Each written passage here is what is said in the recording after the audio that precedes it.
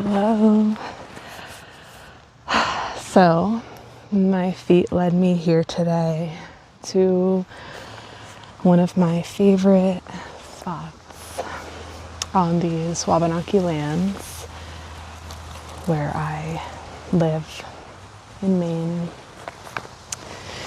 And I am feeling really drawn to do a little collective reading for us, especially since I was feeling super just like clear and activated this morning in somewhat of an eager, anxious way, but also in a very inspired and spirited way, and led and grounded by my senses. So here we are, and I'm excited to share this spot with you, share some space, and especially since Mercury is conjunct Pluto at, I believe, 28 degrees today. I noticed that on my natal aspects and transits this morning. And so if you're also a 95 baby, you probably have a similar degree or like a very near degree of Pluto in Scorpio.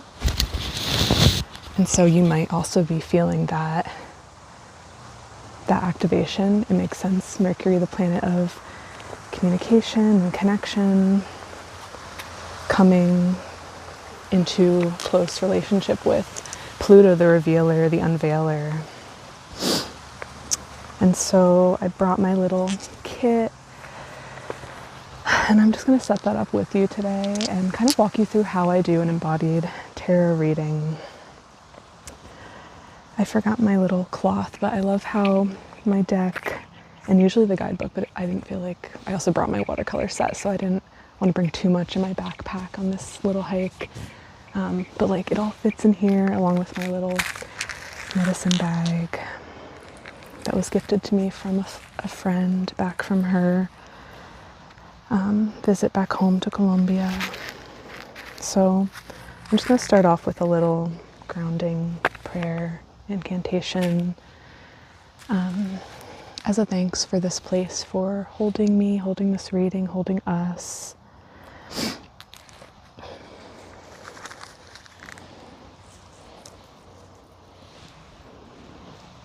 Thank you to all beings, all elements that are a part of this ecosystem, past, present, future, and beyond.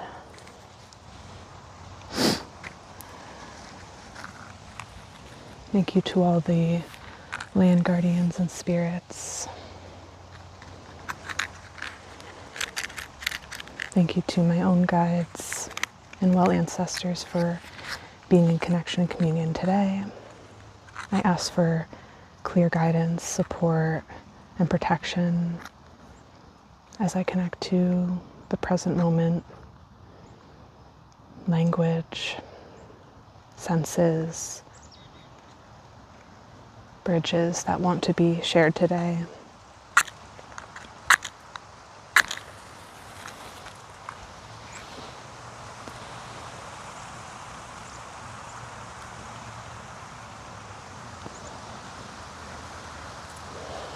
We'll see how long this candle lasts, but I wanted to at least light it initially. Sparking the connection between the seen and the unseen. The warmth that still exists even on the cold, dark days and times.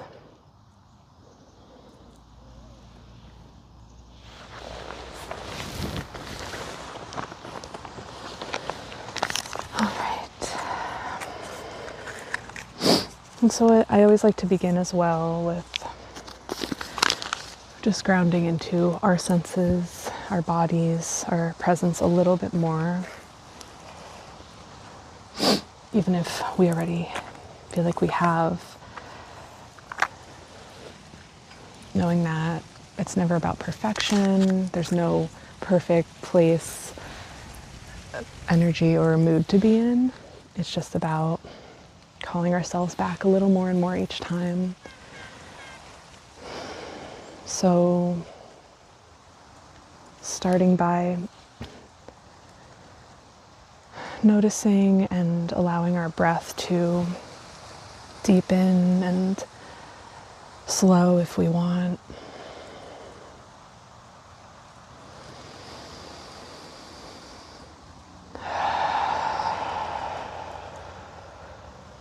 Letting each breath guide us with gravity back down towards the earth.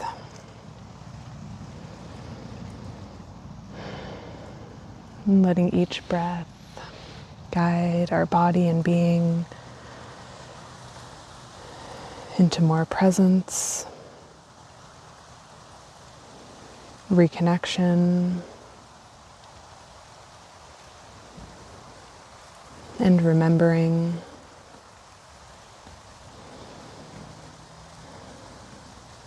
As each breath gathers the scattered and distracted parts of ourselves back with no shame, closer to our center,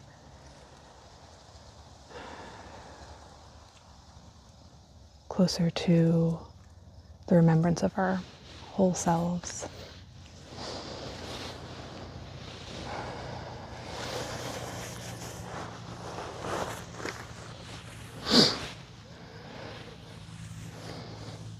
And if it helps, you can bring in the sense of touch, just grounding into that sense of contact between your body and or the body of the earth, or whatever stable physical forms surround and support you.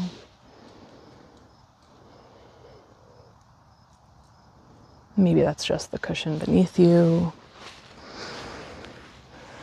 Maybe that's your own skin.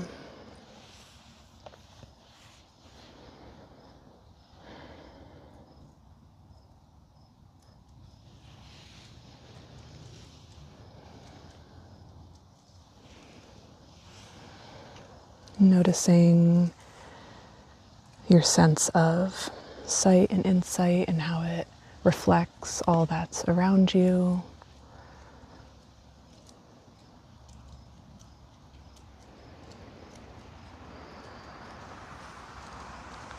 Noticing the sounds and the smells of wind, air, space, and breath.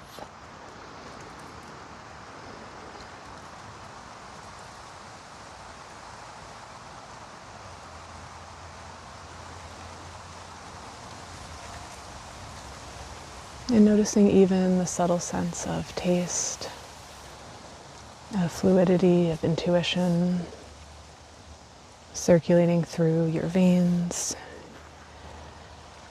the space around you, and between.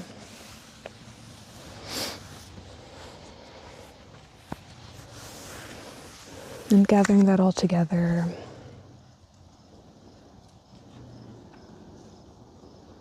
letting it be enough for now. And if it feels good, you can share this intention with any group, any person, any place or being that might benefit from this as well.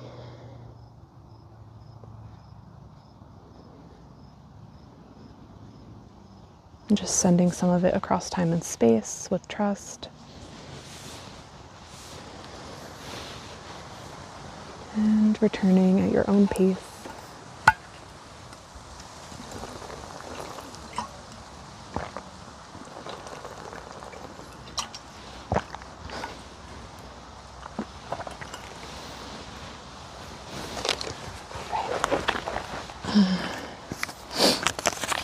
I'm surrounded by lots of moss friends and quartz and leaves at all stages of life, lichens, trees and birds, clouds.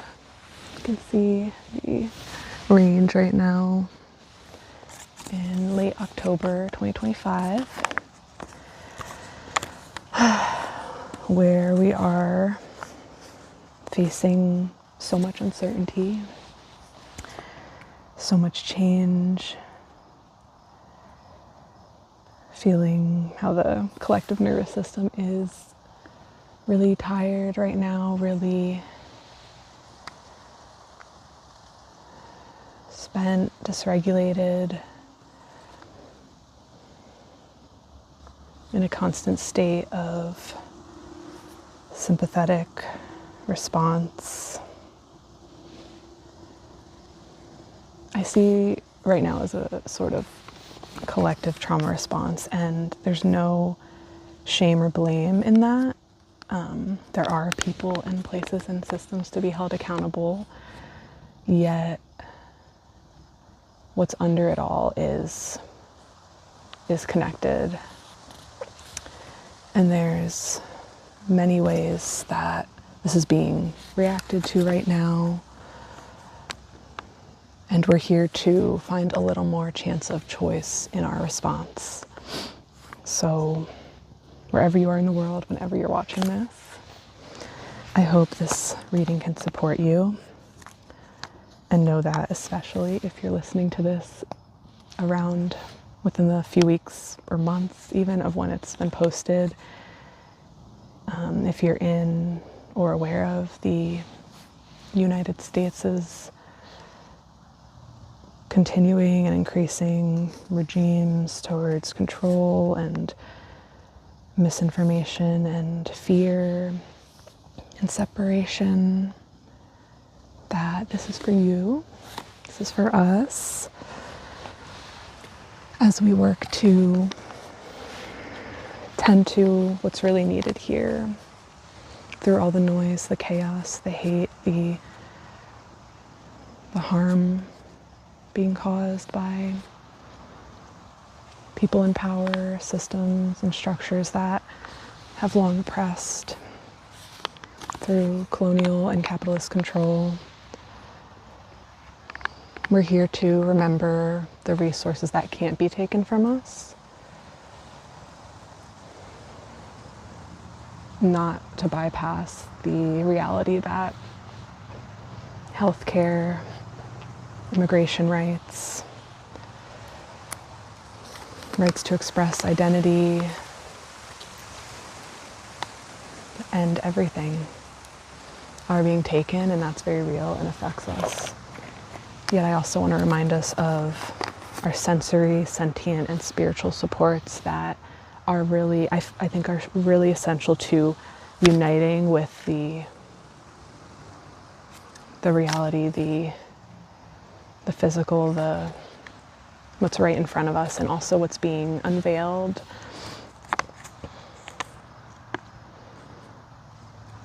And yeah, I trust your autonomy to know what's meant for you in this, to leave the rest, to know that in all my offerings and readings, these are just perspectives, ideas, suggestions for you to take or leave, to trust your body and your intuition in discerning for yourself. That's part of this practice, in how you want to carry it forward or not. And I think that's one of the most important things we can all be doing right now as we work to unite and connect, but also strengthen and deepen our personal autonomy and sense of need and possibility. So I'm not avoiding specifics to bypass them. I'm just speaking generally so that we can all form our own pathways and opinions and connection points, because I trust that you know. And for the sake of time. So I want to first pull some cards for us and reflect on what they can guide us into for practical and practical support, because I feel like practical includes both the physical and the metaphysical and all in between. So please guide us towards what is most important for us to remember right now. What is most essential for us to remain aware of and connected to.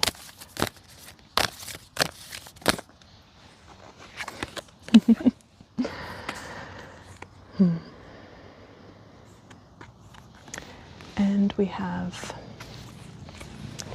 interdependence. Very straightforward. This is actually, so in my Embodied Ecosystems deck, I added 3 cards after the last card in the Major Arcana, the World card. Because as much as I feel like the world encapsulates the whole, the physical realm, it's ruled by Saturn, what we can see and feel and experience in this realm, this body. There's more beyond in between that. And yes, that exists between the space between the world and the Fool and so on. But I wanted to add some more specific cards to call that in. So after the world, which is interconnection in my deck, comes belonging. And that's the embodied sense of bringing the world into our bodies through our senses, that card in the deck. And then comes interdependence before the last card in my Major Arcana, which is liberation and space and kind of the formlessness beyond form. That's not separate, but yeah, so interdependence brings us into the direct layers and interconnections, intersections of our world, our bodies, and our spirits, and all the sentient, sensory, soulful beings, like in all forms. It's really, I mean, it's the illustration on the front of my deck essentially, but with the specifics, with the beings and elements and weather and spirits and mycelium between it all. This card, each card in the Major Arcana has an animal ally and a sentient support ally, and this one is mycelium. It's really all the beings, but it's especially that mycelial sense of network connection, that we can't do this alone. And this is like the most straightforward card that could like pop out of my deck for this. And I love how clear and specific that is. Like,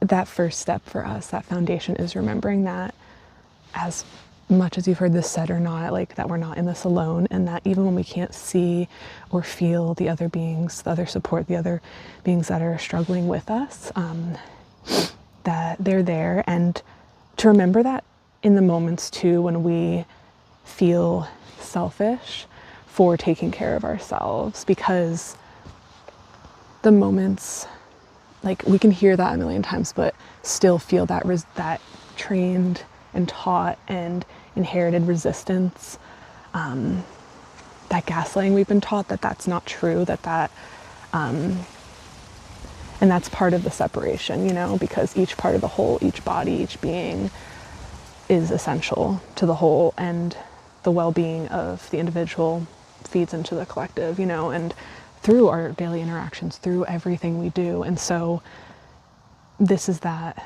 micro-macro dichotomy of not forgetting the self and the whole, by letting ourselves only focus on the collective and the whole, but also not forgetting the collective when we're focused on the self. And that doesn't mean we need to be, you know, thinking of either in every single moment, but it's just knowing that your moments of reprieve and care and foundational needs is the baseline, from which nothing else can be possible. And reaching out to that mycelial network of support, especially, like, I just keep hearing and needing to remember and remind us all that, like, our personal, interpersonal relations are so important. Our communal relations are so important. As an introvert, I've had to, and someone just with fears around, like, how my mental health does or doesn't impact others, like, come a long way with that. But, you know, it's always a healing process. So that mindset of that fear around perfectionism has gotten in the way. But I've had to push guide myself, encourage myself, and step out of my comfort zone more and more to step into those interpersonal relationships through and beyond my like immediate circles and also into community, because that is so essential. And so whether you're doing that already or not, like that remains always important.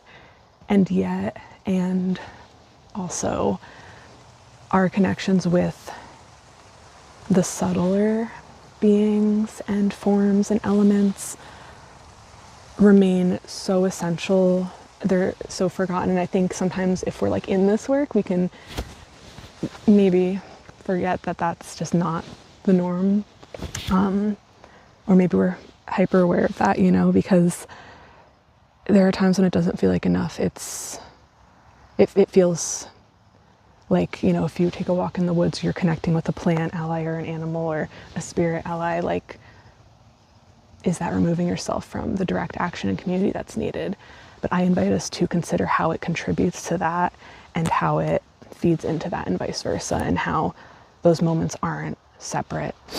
They're really, really essential because so much is unknown right now, and therefore we need to work with our allies who exist and thrive in that realm of the unknown, our guides and our ancestors, deceased ones, and the energy between. And whether that sounds out there to you or not, I'm coming, you know, these years full out of my shell of being feared about being seen as too woo or out there, because it's just essential to also consider that, as long as we're also holding the physical and the body and the earth in equal regard. It's a balance. Earth-based spirituality is essential to these times, and it always has been, and that's just how Indigenous peoples have always lived and thrived. And yeah, however far back in our lineages, whatever form that takes in our ancestral lineages or that it matters. And so reconnecting to that in ways that feel accessible to us, that feel that are ideally through our own lineages, or respectfully working with other lineages that allow that are open, consensually, without appropriating, of course. So that is really important. So whatever path you're on with that, whatever stage you're in, trusting that is important work too. And same as the simple things like time with your if you have pets, or you go outside and watch birds, like it's really important. And so to not let those moments just be seen as passive is really important medicine for us. So all that said, without separating or negating the importance of the rest of it too. So that is our most important thing to remember, to stay connected through in these times, in these continued times, because this isn't new, the times we're in. And also this reminds me of looking to peoples in other places of the world, in other times, in our ancestral lineages, in the lineages that are through our vocation or through our identity or our communities, like looking to the ancestors who have been through famines, fascism, genocide, like all the horrible, harmful histories that make our present, for better or worse. Like, what can we learn from them? Because this isn't the first time. This is a new form, that we have new tech, like all these things, yes, but we have so much to learn from our ancestors who survived and transitioned through the struggle. And so that is essential to look at, to gain strength, wisdom, perspective, strategy, like all these things, so that we're not just dealing with it in the present. We're not separate from that. That is a big source of strength, like reading about that, like just educating yourself and engaging in the stories. There's so much there. So really looking into that is an essential tool in these times. Remembering that people have survived this before, of course, not without people getting harmed in the process. So we honor that. We work to heal those lines and to learn from them. So those are our first and most important ally. So I could end it there. That was a lot for one card, but there's so much, there's so many layers and everything. So we don't always have to look so deep within everything, but it can help at times, especially if we've been overwhelmed by the surface, overwhelmed by the over inundation of just like on-screen information and yeah.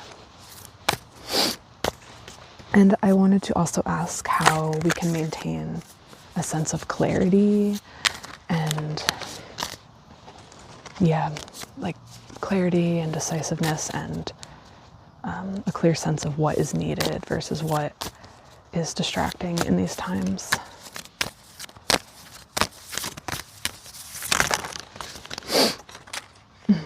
It's too many cards, sorry.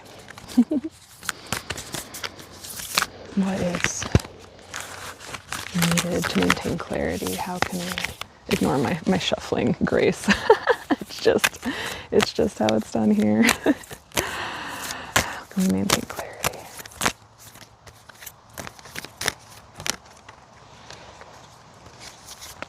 Two cards. Okay, three. Okay, all except three. That's usually my max for pop-outs. All right. So to maintain clarity, discernment, I have guidance of awareness. That is the Six of Swords. I have the potential of stability. That is our Five of Pentacles.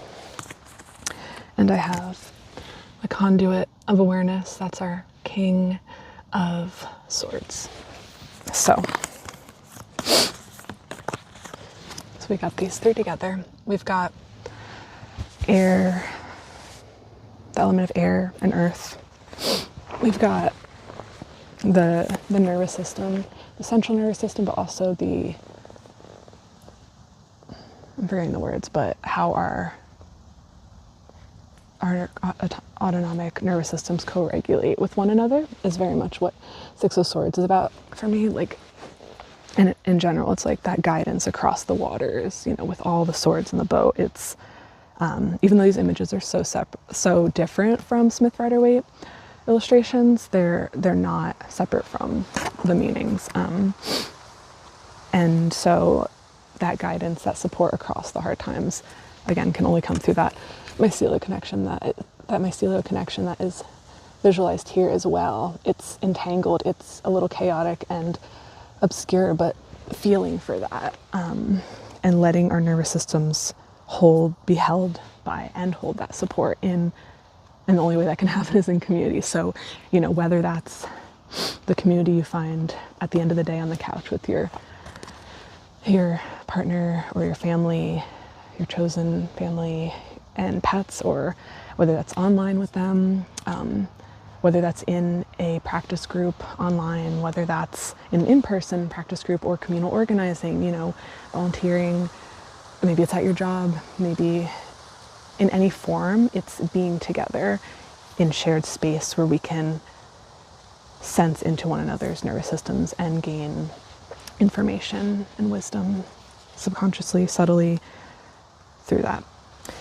And with that also remembering our wider sense,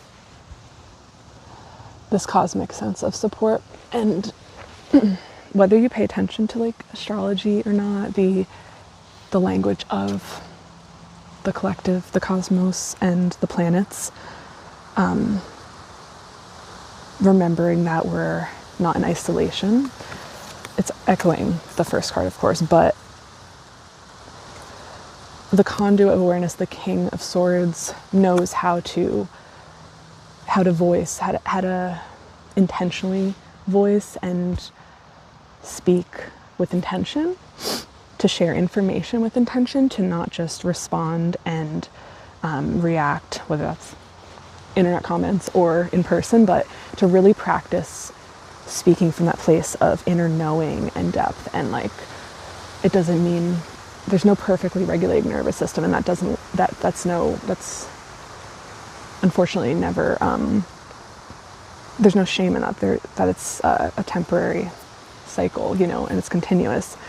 But tapping into those deeper wells when we are connecting, communicating, conversing, sharing, because what we share and how we share it really matters in this time, especially in an age of internet and tech overwhelm, which is such a gift, of course, and such an essential resource, especially, you know, I live in a rural area now, and so it's really important. At the same time, I need to take days off from it, and I need to set boundaries around that. So that can also be a part of the Six of Swords, because as much as we need that connection, we also need boundaries and space from it, especially if you're an introvert, neurodivergent. Like, you need that time to recharge and just like recenter yourselves. We practice doing that within community as well, even if it's hard, but you know your boundaries and your needs with that, and you're learning. So that's the ongoing practice. And then the Five of Pentacles, the potential of stability. It's just, you know, this card of release. It's even within moments of literal or perceived scarcity and release and having to let go, we're clearing space, like literal space, but like room for new potential, new possibilities. And so when we're dealing with our physical, literal, financial resources, letting, like, knowing what's essential and knowing that we deserve more than that, of course, but really staying connected to that, so that in moments where things are being literally taken from us, or we're fearing that, anticipating that in very valid ways, we know what is still around and what we still have access to, or we can ask for support in. I feel like the Five of Pentacles is a card of shedding some shame. Oh, sorry. It's getting windy and a little stormy, perhaps. And not being afraid to receive and ask for it. So ask for that support, as we're also willing to let go and share and redistribute. So clarity through our voice, our nervous system supports, and not expecting perfection from that. Clearing space and allowing essentials to be is part of this time of overwhelm, where we're discerning the difference. So there's a layer of trust here too, of just like working with what is pushed onto us through ideals of fear and scarcity. And, you know, the King of Swords, like with all these, these roles can be misused, and we see in the media and in the government the trauma response side of King of Swords, which is spreading information with manipulative intent and with the intent to scare and control, especially the masses. And so our clarity comes from also checking in and reflecting with our community, and like not just like fact checking, but yes, that's important, but checking in with our intuition and our nervous system with what we're receiving, and letting our intuition, really cultivating our relationship with that, but letting ourselves filter through our communities and our internal community, our internal ecosystem, and how that reflects. It's literally windy right now, but also we're in autumn, where the noise and the wind and the changing currents are very present in our collective voice and news streams and everything. And the mind moves fast with that. So there's a sense of coming back to gravity a bit more with these, especially, and what we orbit around, metaphorically, literally, and knowing that our thoughts are not disconnected from what's happening in the world. So we don't have to blame ourselves for that. We don't, like, working on not being hard on ourselves for that, and taking some of that pressure off, so that we can reach that clarity beneath all the noise and debris. So I hope that has felt supportive in some way, that at least something there in this whole reading has reached or landed in you in a way that feels nourishing, or at least that can integrate and simmer. And anything that didn't, I invite you to leave. I invite questions and feedback and reflections in the comments, as always. I love hearing from you guys, and know that this is, readings are not just me telling you what to do at all. They're a conversation, they're an invitation. Yeah, I want to, and in my longer readings, I normally ground us in a practice through this. Right now it's like getting stormy, so I just want to like put my cards away and put another layer on because I'm feeling cold. And yet, even when the winds blow like this, letting what we have be enough, letting all the information be enough for now, and letting ourselves integrate is really important, because the bombardment doesn't want us to have space for slowing, for integrating, for reflecting, and that's really important right now.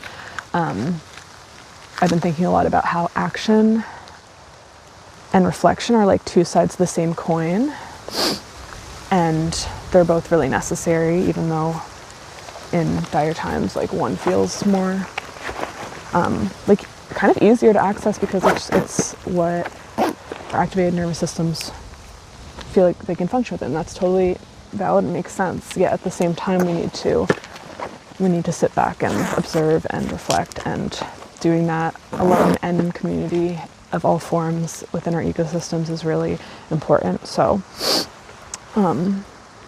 yeah, before I end this, I just want to invite you to ground anything that resonated in through the breath, letting it rest in your pores and your cells, where it can integrate, where it can be still discerned and differentiated from and aligned with and brought into the whole of your network, which helps you not have to do any of this alone. I just want to close with a final thank you for being here and sharing space.